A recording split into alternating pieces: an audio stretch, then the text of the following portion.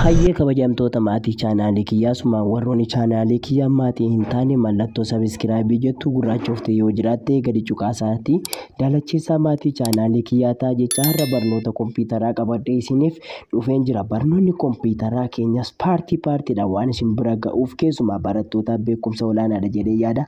Asumaan gara barnoota kiyyaatti isin dabarsa. Barnoonni kiyyaa har'aa kompiitarri maali? What is computer?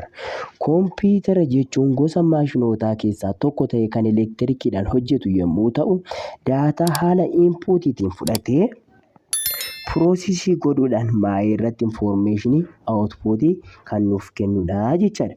Input daataa pirooses aawutpuut infoormeeshinii jechaadha. Input daataa kan nuti ittiin gochuu dandeenyu maawuziif kiiboordiidhaanii jechaadha. Kanaaf daataa jechuun daataa is raw fact yommuu ta'u, infoormeeshiniin immoo meaningful fact ta'a jechaadha. Data is raw fact, information is meaningful fact jedhama jechaadha. Kanaaf kompiitariin tokko faankishinaaloota afur keessa darba. Tokkoffaa irratti daataa haala inpuutiitiin fudhata. Meemoorii isaa keessa daataa odeeffannoo infoormeeshiniin kaawwata. Yommuu barbaadamutti ni fayyadama. Daataa argate piroosesii godhuudhaan infoormeeshinii barbaachisaatti nuuf jijjiira. Erga kana godheen booddee aawutpuutiin nuuf kenna jechaadha. Kanaaf kompiitariin bakkee gurguddaa lamatti qoodamu. Isaanis kompiitar haardiweerii fi sooftiweer kompiitarii jedhamu jechaadha. Kompiitar sooftiweerii jedhamu. Kompiitar haardiweeriin meeshaalee kompiitaraa yookiin kompiitara keenya wajjin kan wal qabatu hunda kan harkaan qaqqabachuu dandeenyuu fi kan ijaan arguu dandeenyu hunda of keessatti hammata. Kompiitar haardiweeriin wantoota nuti ijaan arguu dandeenyuu fi kan harkaan kan qaqqabachuu dandeenyu hunda kan of keessatti qaqqabatudha jechaadha. Sooftiweeriin kompiitar sooftiweeriin damee kompiitarii irraa tokko ta'ee kan harkaan tuttuquu hin dandeenye immoo kan ijaan arkinu kuusaa pirogiraamotaati jechaadha. Kompiitar sooftiweeriin immoo harkaan tuttuquu hin dandeenyu ijaan hin arginaa jechaadha. Inni kompiitar sooftiweerii jedhama jechaadha. Kompiitar sooftiweeriin bakkee gurguddaa lamatti qoodama.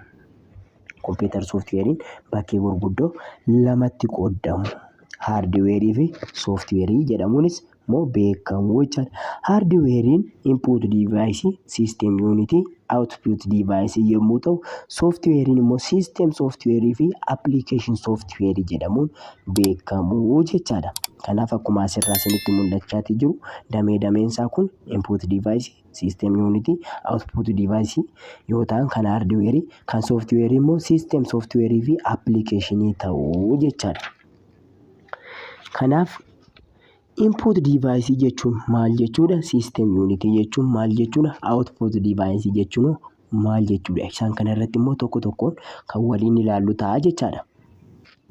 Input diivaayisiin gosa meeshaa daataa kompiitara keenyaaf kan ittiin kenninudha jechaadha. Input diivaayisiin gosa meeshaa daataa kompiitara keenyaaf kan nuti ittiin kenninu input diivaayisii jedhama jechaadha. Fakkeenyaaf warreen akkamiiti? Maawuzii fi kiiboordii kompiitara keenya maal jedhamu fakkeenya input diivaayisiiti jechaadha.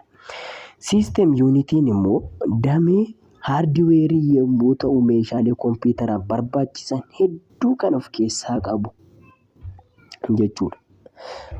Damee haardiweerii yommuu ta'u meeshaalee kompiitaraaf barbaachisan hedduu kan of keessaa qabu isa ijoo kompiitaraati jechaadha. Siistem yuunitii jechuun isa ijoo kompiitaraati jechuudha. Aawutpuut diivaayisiin immoo egaa daataa pirooses ta'een booddee maayii irratti meeshaalee infoormeeshinii keenyaa kan ittiin ilaallannu aawutpuut diivaayisii jedhama jechaadha. Aawutpuut diivaayisiin eega daataa pirooses gooneen booddee maayii irratti immoo meeshaalee infoormeeshinii keenya kan ittiin ilaallannu jechuudha.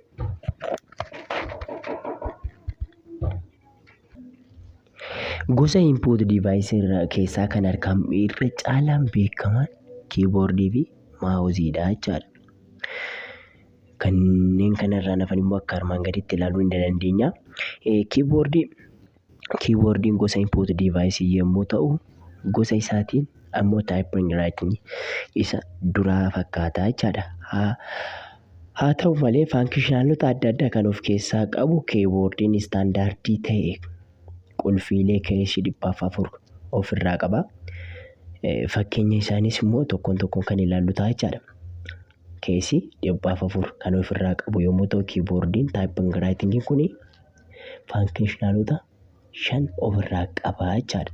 Innis typing keeshii, numerical keypad fi functional key, control key, special purpose jedhamuudhaan warroota beekaman kana ofirraa qabachaadha keyboardiin. Keyboardiin kompiitara keenya jechaadha. Typing kan jennuun kun immoo qubeelee A'dhaa amma Z fi lakkoofsa 0dhaa amma 9tti kan qabu yommuu ta'u, numerical keypadiin kun immoo daataa lakkoofsa 0 amma 9 course movement kan of keessaa qabu yommuu ta'u, kaalkuleetarii fakkaatee karaa harka keenya mirgaatti kan argamu iddoo tokkotti inni immoo numerical keypad jedhama jechaadha. Functional key'n kun immoo gara gubbaatti tartiibaan kan argaman F1 amma F12tti F1, F2, F3, F4, F9 jedhee F10 jedhee amma F11tti kan argaman functional key jedhamuun beekamu jechaadha. Isaan keewwata 12 qabu. Hundinuu hojii dhuunfaa isaanii immoo ni qabu. Hojii dhuunfaa isaanii F1 maal akka ta'e, F2 maal akka ta'e immoo gara fuulduraatti kan wal wajjin ilaallu ta'a jechaadha. Control key qulfiileen kunniin haala koorsii and screen to'achuudhaaf nu gargaarudha. Qulfiileen kunniin haalaan koorsii and screen to'achuudhaaf nu gargaaru. Isaanis xiyya gara 4 qabanidha. Xiyya bitaatti mirgatti olittis gadittis warroonni qaban kun control key jedhamu jechaadha. Kanaaf special purpose immoo qulfiileen kun special purpose kan of keessaa qabu yommuu ta'u, isaanis enter, shift, caps lock, number lock fi space bar tab and print screen faa of keessaa qaba jechaadha. Gosti keyboardii kana gosa 3 dhufa. Innis PS/2 fi portii, USB portii fi wireless jedhamuun beekamu. Gosti keyboardii kana gosa 3 dhufa. PS/2 portii, USB portii fi wireless jedhamuun beekamu jechaadha. Kanatti aanee immoo mauziidha. Mauziin immoo pointing device uummata biratti kan akkaan beekamu yommuu ta'u, karsarii kompiitarii keenyaa kan ittiin to'annudha.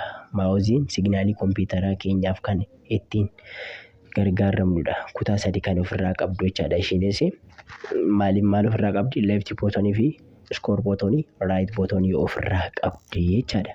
Egaa kabajamtoota, dhaggeeffattootaa fi daawwattoota maatii chaanaalii kiyyaa paartii 2 walitti deebinutti turtii gaarii.